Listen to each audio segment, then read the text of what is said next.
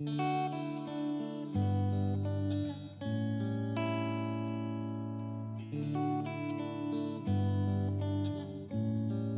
our conversation today, envision a kaleidoscope unveiling vibrant hues. Think of these colors as gratefulness, praise, and worship. Gratefulness forms the backdrop, recognizing God's blessings. Praise bursts forth, celebrating His majesty, while worship envelops us in surrender.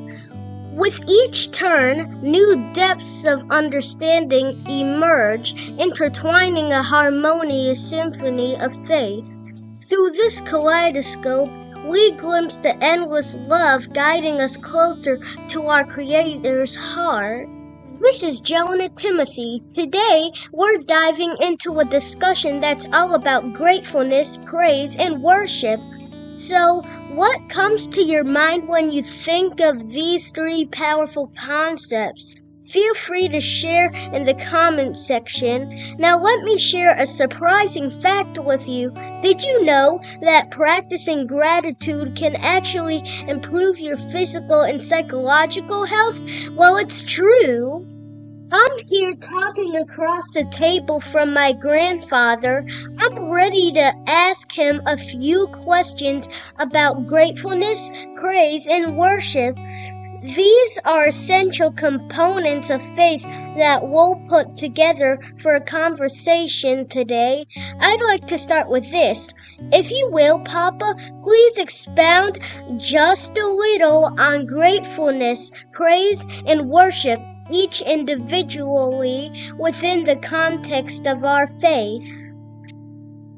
You want a brief summary of all three, okay, in the context of our faith? Well, gratefulness is recognizing and appreciating God's blessings, His mercy, His grace, because we know all good things come from God, and every blessing, big or small, is a gift from Him. So we should have an attitude of gratitude in all circumstances, trusting in His faithfulness. Praise, if I put it in words, is a heartfelt expression of admiration, reverence, and adoration directed towards God. It can take, various forms like prayer, singing, song, proclamations of His greatness.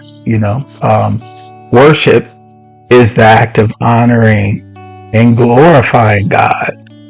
I see worship characterized by reverence, awe, and surrender to God's will, acknowledging His supreme authority and worthiness of all praise.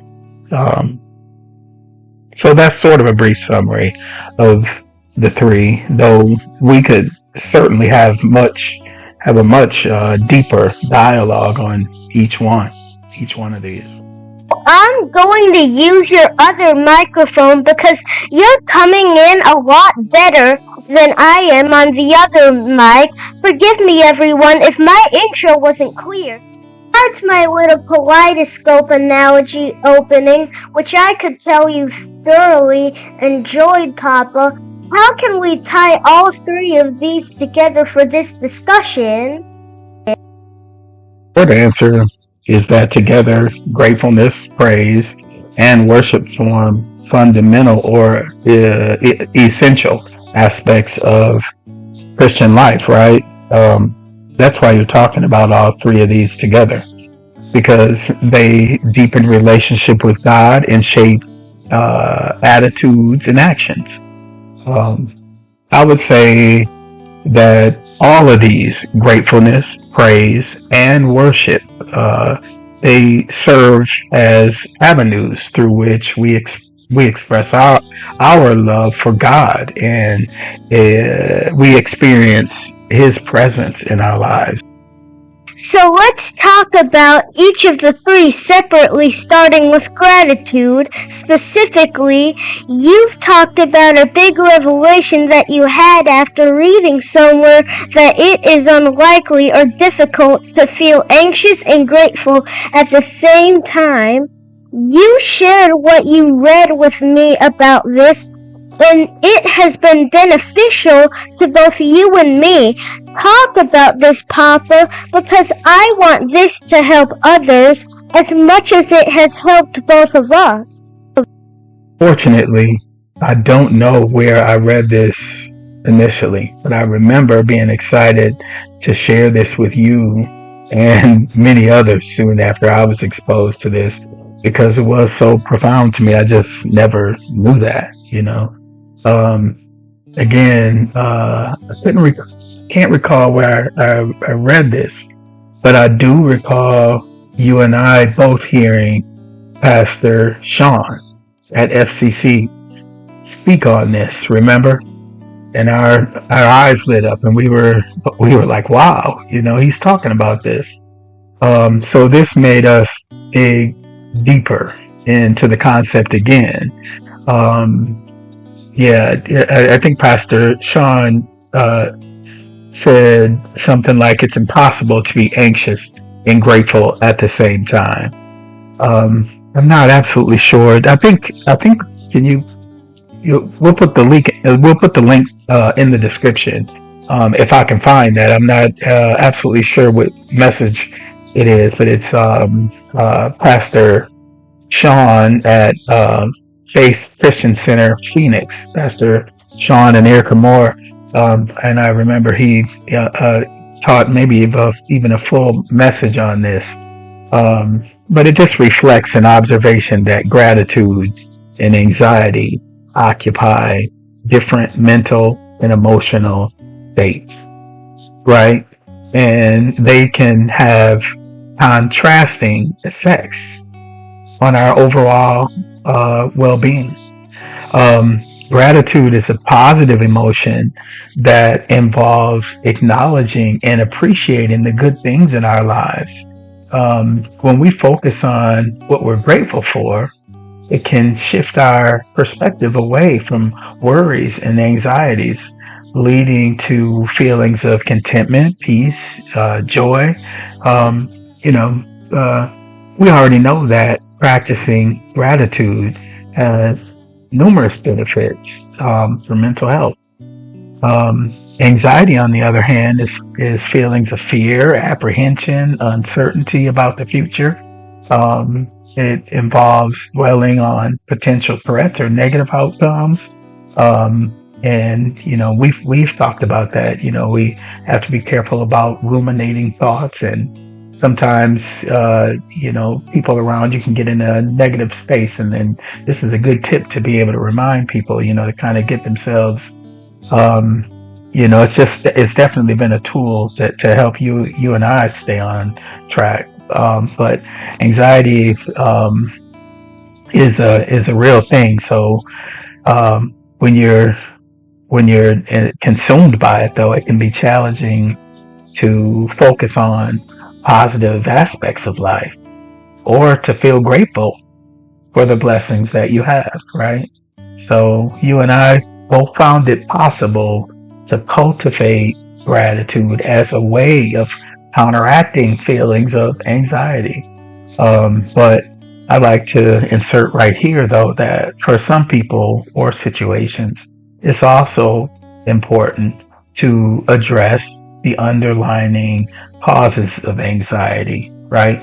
So I'm not saying that self-care, support from others, and professional help aren't needed. The goal is not to suppress or ignore feelings of anxiety, but to develop healthy coping mechanisms that allow us to navigate life's challenges with greater resilience and gratitude. While we're on that subject of gratitude, I would like to say this.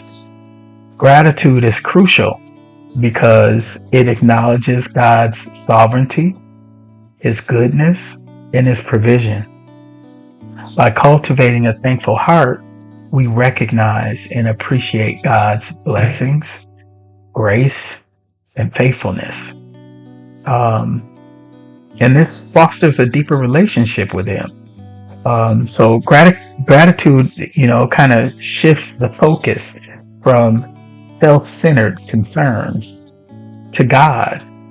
And this leads to humility, contentment, and a greater sense of trust in His plan. I like that. Gratitude shifts the focus and promotes contentment. Now let's talk about praise and worship. For as long as I can remember, we praise and worship very openly in our house. Praise and worship is a very normal part of my family life and has been for my entire life. Talk about this for just a bit. Your experience has been different than mine in some ways. It's not that I didn't come from a Christian family, but not all churches, families, people worship and praise the same way. My earliest example or memory of a Christian was my paternal grandmother, my father's mother. This was your great-great-grandmother. She was such a woman of faith that I could sense it as a very young child. So I was 4 and 5 years old, and I knew Christ because I could sense His presence through her. Do you understand where I'm coming from? Witnessing Christian praise and worship that doesn't involve an outward display still involves a serene and deeply spiritual experience. My grandmother, with her, there was a profound sense of inner peace, reverence, and connection with the divine. I mean, this is just something I know. This is one of my first experiences with God, just knowing that, just realizing it all the way to the inside of myself. So in terms of praise and worship, some may engage in quiet contemplation, heartfelt prayer, or gentle swaying or movement as they express their devotion.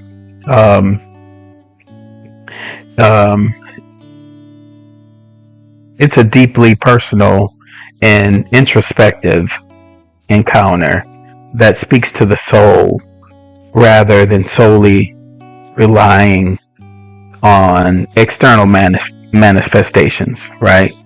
I want to say that praise and worship in my mother's home is a bit different. It wasn't until I was a young adult that my mother remarried and went from a Baptist church to a Pentecostal church, and I believe that church is now a non-denominational church. But as you're aware, praise and worship is very live and very real, but that also involves a serene and deeply spiritual experience, right? So irrespective of how people praise in our house, we praise and worship as expressions of our faith, reverence, and devotion to God. As you know, praise is acknowledging and celebrating God's greatness, His goodness, while worship involves surrendering ourselves to God's will and honoring Him with reverence. We praise and worship God because we know He is worthy of all honor, glory, and praise. Something wells up inside of me right now, even just speaking those words right now, because my heart praises Him even now in this conversation with my grandson. It really does make through praise and worship, we also seek to deepen our relationship with God, draw closer to Him, um, and align our hearts with His purpose. It's also a way for us to express gratitude, So overall, praise and worship allows us to glorify God and experience His presence in our life. That's if I mean, that alone is sometimes within a week. We have a busy week. I look forward to the time that we spend, um, on Sundays, and the praise and worship. It just feels like something that I have to have. So that part is a big part of it for me. His presence in our lives. So in our family, these three things that you wanted to talk about are all deeply interconnected and play a big role in shaping our daily experiences, right? From finding joy in the little things to expressing appreciation for others. Um, these acts have the power to uplift our spirits and give us a sense of positivity. Um, Common challenges many of us face when it comes to embracing gratitude, offering praise, or engaging in worship. Um, in the fast-paced hustle of everyday life, it's easy for these things to get overlooked or overshadowed, even forgotten about by some. Um, we may find ourselves caught up in negativity or busyness, neglecting the opportunity to connect with God. So it's crucial to incorporate these practices in your daily life and your daily routines because they serve as pillars of strength and sources of inspiration.